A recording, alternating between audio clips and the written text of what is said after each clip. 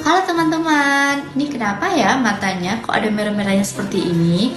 Ini namanya subconjunctiva bleeding atau bisa disebut dengan perdarahan pada subconjunctiva. Penyakit ini bisa terjadi karena pecahnya pembuluh darah pada mata.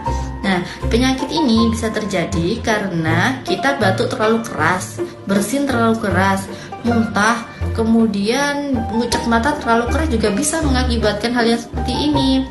Nah, ini sebenarnya tidak bahaya ya teman-teman, tetapi jika kalian merasakan keluhan-keluhan seperti gatal, perih, kemeng, kemudian tiba-tiba kabur, maka kalian harus cepat-cepat ke dokter mata untuk diperiksakan, oke?